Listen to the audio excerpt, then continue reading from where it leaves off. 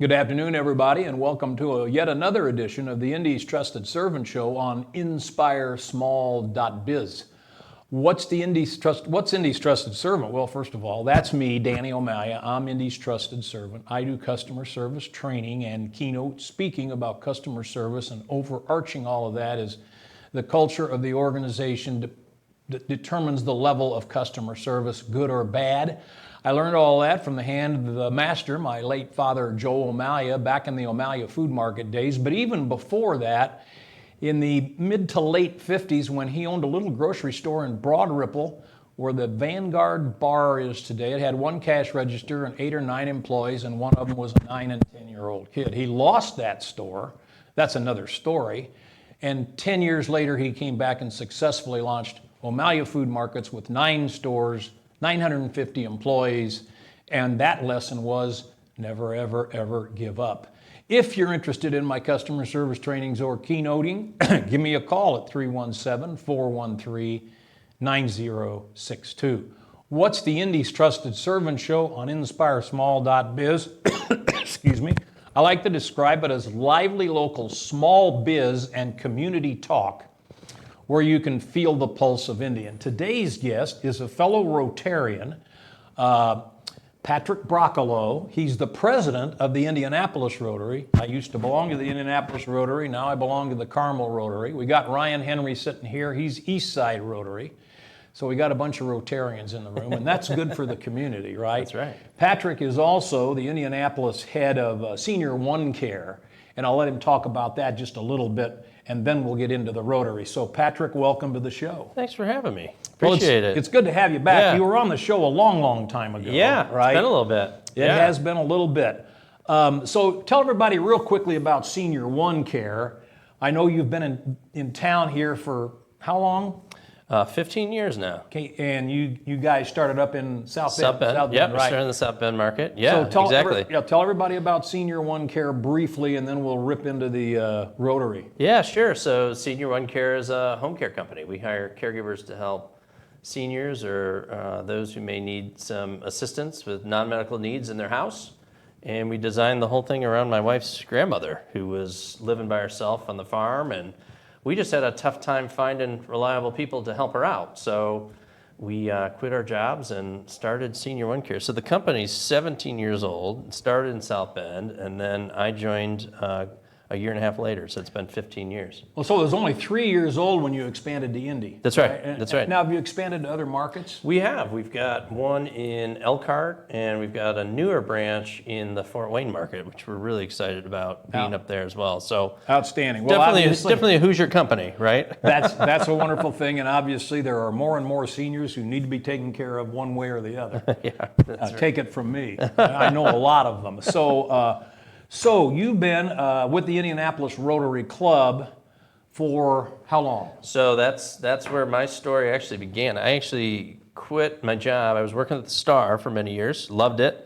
And when I joined Senior One Care, the first organization I went to was the Rotary Club of Indianapolis. So what year was that? That was in 2008. So I was a couple months in. And I joined Rotary in 2009. So there you go. We were right at the same time. That's we right. Might have even been in the same freshman class. I don't know. We go back that far. Yeah. So. First of all, let's talk about Rotary generically. We've done that before. Ryan and I have done that, but it's a great service organization, and there are lots of great service organizations. But the Rotary clubs, I know the Carmel Rotary Club kind of runs the 4th of July parade in Carmel. Wherever the Rotary Club goes, it makes a big splash in the community, and we do a lot of great stuff. So talk about the Indianapolis Rotary and what's going on there. Yeah, well, the club's over 100 years old, as you know. It's founded in 1913. That's right. Yes. Right. And our some of the projects we've worked on, like we helped build the Riley Children's Hospital. We put together the Gleaners Food Bank downtown. So that Riley Children's Hospital was one of the first things they did, right? That's right. Yeah. But we do big things because we're a big club. But we do little things too. That's right. We do things locally. Yeah, right. Exactly. Yeah, we do little things too. So I know that the Indianapolis Rotary Club for many years met at the Scottish Rite Cathedral, and then it moved to the Ivy Tech. We were Ivy at Tech for a little Culinary bit. Yeah, Institute building, yeah. and now it's at the Murat, and you've been there about a little over a year, right? Yeah, almost a year. At the That's Murat right. Temple. Yeah. Tell us about that facility, and tell us when you guys meet, Sure. and then we'll talk about what the Rotary does. Yeah, so the downtown club meets every Tuesday for lunch, right around that 12:15 time. So we get done right at 1:15 sharp. You know, being the president, I have to ring that bell like right on time. You're serious about that? I'm serious about Okay, that. all Yeah, right. they keep me on the clock, you know. So, but yeah, we transitioned there to the Murat, which we actually used to meet there. That was way before our time. Yep. Right. Yeah. And so we've gotten back. They've done some unbelievable renovations at the building. So the room we're in is on the north side of the building there. Great place to meet.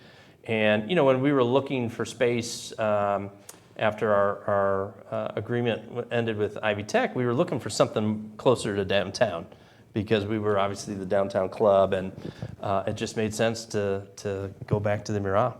The Murat is located at what was it, Vermont and Yeah, it's on New East Jersey Street. technically, New Jersey, but yeah, yeah, okay. you're right in that neighborhood there. the parking lot. You enter the parking lot. Is it what street is that? Is that north? Alabama? Oh yeah, Yeah, Alabama. The Yep. parking lot from Alabama Street Yep. at Vermont.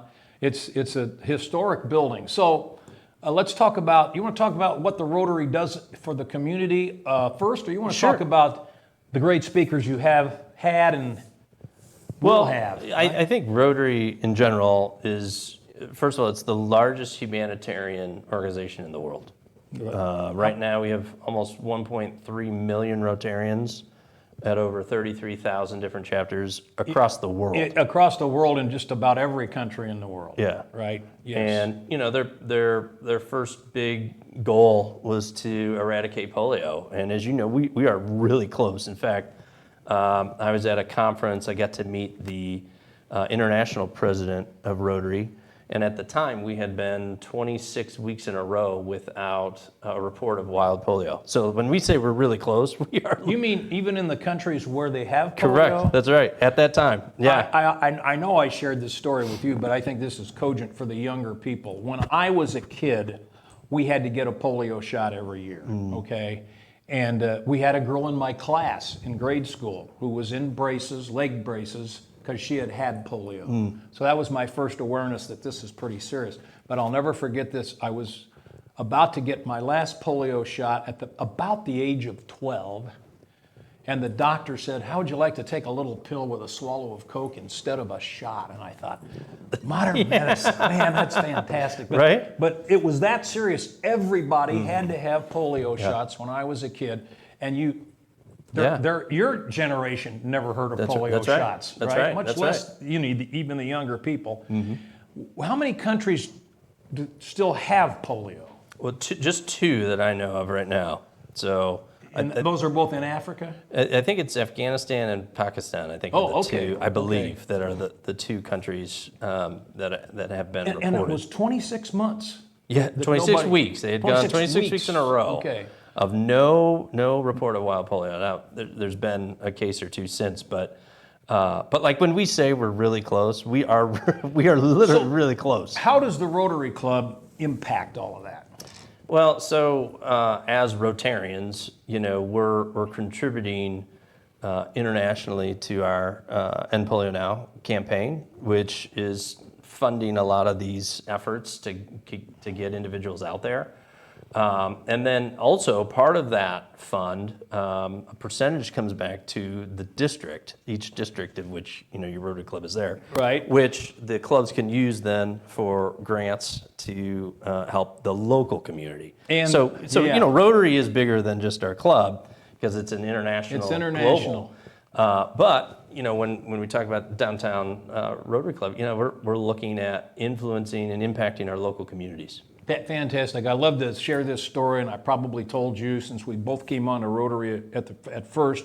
I went to a recruitment event at Conseco Fieldhouse for Rotary, and I was invited by the guy that was the president of the Rotary at the time. And then he said, "Why don't you come to a meeting?" It was at the Scottish Rite. My first meeting, we gave out about 6 checks for about $2,000 to $3,000 each to 6 local charities, and I said, I got to be here. Yeah. Right. Yeah. And we do that every year. That's right. Right. And that's just the local, the bare local stuff. That's right. That's a great point. You know, the Rotary Club of Indianapolis has their own foundation as well. It's one of the things that makes our club a little more unique than most. And you know, the endowment's $8 or $9 million now. This year, we will be contributing over $300,000. So those $6,000 checks today are now $25,000 and $10,000. Yeah, that was 15 years ago, practically. That's so right. yeah, That's right. that's grown. And how many? It averages to be about 6 or 7 or 8 charities. A Yeah, year. so right now, if you look, so part of what we contribute is community grants. So this year we'll give away 3 $25,000 grants and 2 $10,000 grants. Actually, I think it's 3 now I think about that, but 2 or 3. Is it too late for somebody that has a 501c3 that's interested in applying for a grant? Is it too late to apply for a grant this year? So this year ended already. We're in the process of awarding that. So we're kind of in the final rounds as the foundation. But no, you'll be able to apply to next year's grants. So How would somebody go about that? they go to the local Rotary, I think it's Rotary, indyrotary.org is our website. And on there, you'll find the foundation there. Foundation, okay. There's a link there that you can apply Okay. from there. Okay. And then the deadline for next round will be next June. So you got plenty of time, but don't dilly-dally around. If you got a 501c3 that could use some of the Rotary's money, why? Yeah, I There mean, you go. when you think of our club, at least downtown, you know, we're targeting 4 real areas. One is education, community service. We do environmental and beautification projects. And then we also have a World Community Service Committee that we contribute funds to service projects with Rotary clubs in places overseas to contribute to their communities. I know as well. we've done a lot about getting people water, right? You know, Yeah. helping them start with wells and stuff, you know, and teaching them how to do it and so on and so forth in underdeveloped countries. Yeah. And that's the Indianapolis Rotary. That's right. And think about the unbelievable impact of having started Riley Children's Hospital. It's just fantastic. So these lunch meetings, Yeah. you can just show up if you're interested, right? Just that's right. come in around 12:15 on Tuesday to the Murat, find the Rotary, and sit in on a meeting, or you can sign up ahead of time. Yeah, you And can. again, what's that website? Indyrotary.org is our downtown club's website. And yeah, you can apply to join the lunch and prepay before you show.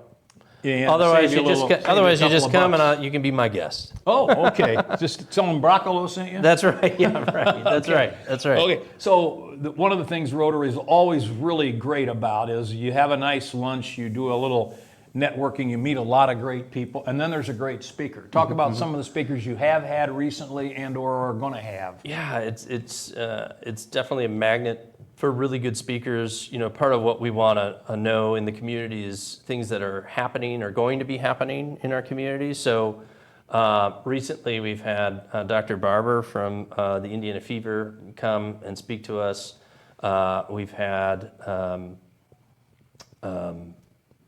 I'm trying to think of. My mind just went blank. We just had fired up to talk about this. I know. So we have a couple speakers. Some from TechPoint is coming. The Commissioner of Higher Learning's coming to speak. Chris Lowry. So we're going to have some big speakers coming that are, you know, taking a look at what's going on in our community that's out there, that's going. Downtown Indy, Taylor came and spoke to us to tell us what's going on in the community, kind of update us on what's going on downtown, and especially just some of the facts of how downtown living is and what the true things are going on down there that's coming. And I think the membership really appreciates, you know, some of that knowledge that they can bring to the community. Speaking of the membership, how many members does Downtown Rotary have right now? So now we have about almost 170 members. And if you go to a luncheon, what's the average attendance, would you say? Right now we're in the 60s is basically our number. I know once things ramped back up during COVID, we were lucky to get 20 Sure. there for a Sure. while. Are they still doing the Zoom meetings? You can connect via Zoom. And yes. again, go to that website. Yeah, Right? yeah. You can definitely connect with it. Less people are coming to Zoom because they want to be in person for the speakers that are there. So Not only the speakers, but for the fellow Rotarians and the guests. The whole thing is the contact with people. yeah, and I think that's true definitely in the luncheon space. But there are some people who don't come to lunch, and that's okay because we're all connected in that membership, and so people have access to every one of those members that are in our group.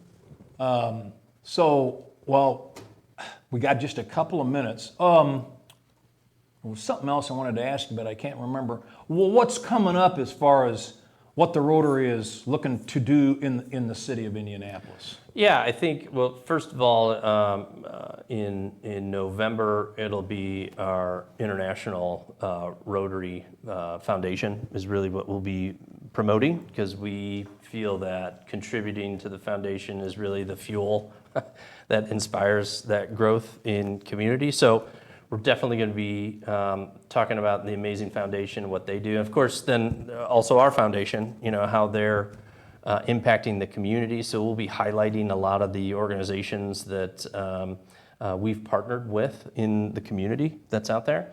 And then next year you'll see, education, usually in the springtime is really what we focus on with the schools. We'll go out and speak to the schools, right? Yeah, we partner with still them. doing the four-way test thing with the schools? We do. Why don't we end this by telling everybody what the four-way test is? Yeah, so, Rotary's four-way test, we go out to schools, and it's really kind of a neat event, but we gather children and we pose a couple questions to them, and we ask them to apply the four-way test. Is it the truth? Is it fair to all concerned? Will it build goodwill and better friendships? Will it be beneficial to all concerned? All those 33,000 Rotary clubs say that pledge. That's right. That four-way test every time, which kind of reminds me, reminds you, you got to do the right thing, right? Yeah, and going back to our earlier comment, it's not just about the luncheons. I don't have any concern about any of the members of Rotary across the world. I know that they apply those four tests to their things, right? The best every that day. humans can do. That's right. That's right. One more time, what's that website? It's indyrotary.org. And we meet at the Murat. I hope to see you there. Tuesdays, noontime at the Murat Temple. Patrick Broccolo, my right. friend. Yeah. Good to have you. Next week, Deanna Moray of Re-Zenergize. And that's going to be an interesting show. So we'll see you then on the Indy's Trusted Servant Show.